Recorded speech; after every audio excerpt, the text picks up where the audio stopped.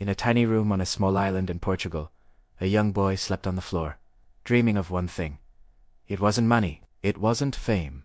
It was greatness. This is the story of Cristiano Ronaldo, born in 1985, on the island of Madeira, Portugal. Cristiano Ronaldo dos Santos Aveiro grew up in a world far from the glittering stadiums he would one day conquer. His family was poor, so poor that sometimes food was a luxury they couldn't afford. His father, a gardener, struggled with alcoholism, a battle that would cast a long shadow over their family. His mother, a cook and cleaner, worked tirelessly, taking on multiple jobs just to keep them afloat. For young Cristiano, life was a daily struggle. But amidst the hardship, he found an escape. He found football. The ball was his constant companion. On the dusty streets of his neighborhood, he'd play for hours, the game a powerful distraction from the troubles at home. Football was more than a hobby. It was his sanctuary. At school, however, life was different. He was often the target of bullies. They called him Crybaby, because he got emotional when he lost, or when his teammates did unpass to him. They mocked him for being too skinny, too poor, too obsessed with a silly game. His single-minded focus on football made him an outcast. But when the ball was at his feet, everything else faded away. The taunts, the hunger, the poverty. None of it mattered. On the pitch, he wasn't the skinny, emotional boy from a poor family. He was a force of nature. His speed, his control, his sheer will to win, even at that young age, was unquestionable. He knew, deep down, that this was his way out. At just 12 years old, Cristiano faced the biggest decision of his life. He was offered a place at the prestigious Sporting Lisbon Academy on the mainland. It was the opportunity of a lifetime, a golden ticket out of Madeira. But it came at a price. He had to leave his family, his home, everything he had ever known. The first few months were brutal. He was homesick, alone in a big city, surrounded by older, bigger boys. He cried himself to sleep, almost every night, overwhelmed by loneliness.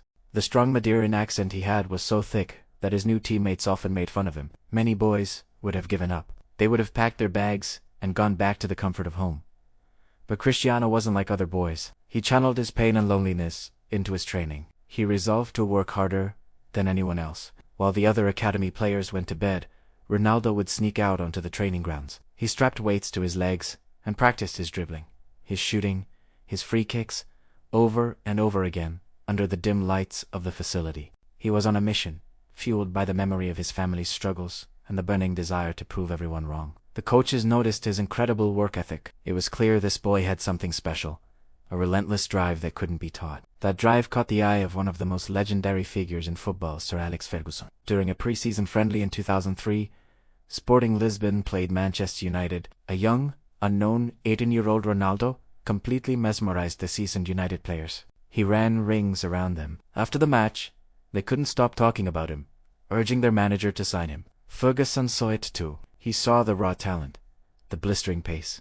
But more importantly, he saw the hunger in the young man's eyes. Soon after, Cristiano Ronaldo was unveiled as a Manchester United player, handed the iconic number 7 shirt, previously worn by legends like George Best, Eric Cantona, and David Beckham. The pressure was immense. Initially, his time in England was a mixed bag. He was incredibly skillful, a showman who loved to dazzle the crowd with stepovers and tricks. But his game lacked substance. He was often criticized for being all flash and no finish, for choosing an unnecessary trick over a simple, effective pass. The English press was harsh, and opposing fans were merciless. But again, Ronaldo didn't crumble. He listened, he learned. Under Ferguson's guidance, he began a radical transformation. He hit the gym with a vengeance, sculpting his skinny frame into a powerhouse of muscle and athleticism. He spent countless hours, after training, perfecting his shooting with both feet, mastering his emesis knuckleball free kick, and developing an incredible leap that would see him tower over defenders. He transformed himself from a flashy winger into a lethal goal-scoring machine. The showboating was replaced with ruthless efficiency. His dedication was legendary. He was the first to arrive at training, and the last to leave. He was becoming a complete athlete, and the results were staggering. With Manchester United, he won 3 Premier League titles, a Champions League trophy, and in 2008, his first Ballon d'Or, cementing his status as the best player in the world. But just as he reached the pinnacle of the sport, a new challenger emerged, a quiet, diminutive genius from Argentina named Lionel Messi.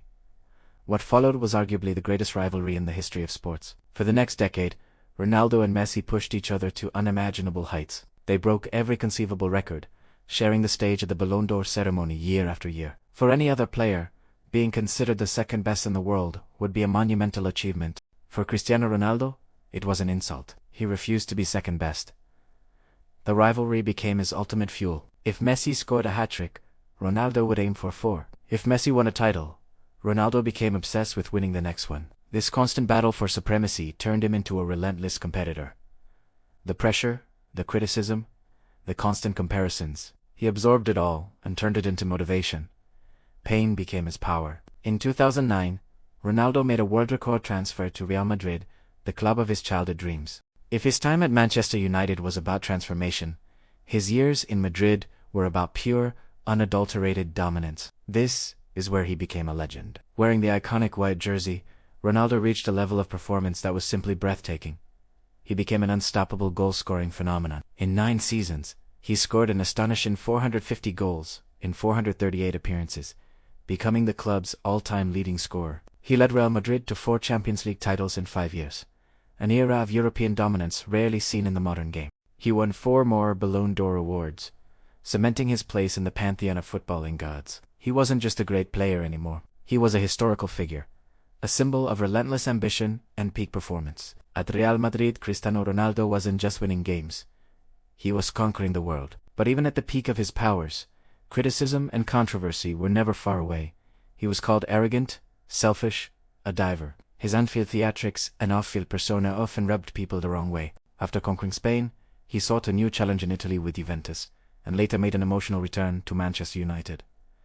As he grew older, the doubts grew louder. Pundits questioned if he was too old, if his powers were waning. There were public fallouts with managers and clubs. It seemed like the world was eager to write him off, to declare the end of an era. But they had forgotten who Cristiano Ronaldo was. He thrives on doubt. Betrayal and criticism only served to ignite the fire within him.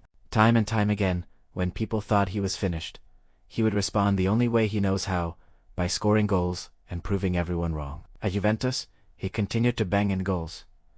Upon his return to United, he delivered crucial moments. Even moving to the Saudi League, he continued his prolific scoring, breaking records for the most official goals in history. Cristiano Ronaldo is more than just a footballer. He is a testament to the power of discipline, the rewards of sacrifice, and the results of a relentless obsession with greatness. His story is a powerful reminder that talent is not enough. It's the work you put in when no one is watching, the resilience to get back up after you've been knocked down, and the unwavering belief in yourself when the world doubts you. From that poor boy sleeping on the floor in Madeira, dreaming of a better life, to becoming one of the greatest and most recognizable athletes in human history, Cristiano Ronaldo didn't just chase his destiny. He hunted it down. He didn't wait for greatness to find him. He built it. One goal, one sacrifice, one grueling training session at a time. His legacy is not just in the trophies or the records. It's in the millions he has inspired to believe that with enough hard work, anything is possible. Thanks for watching.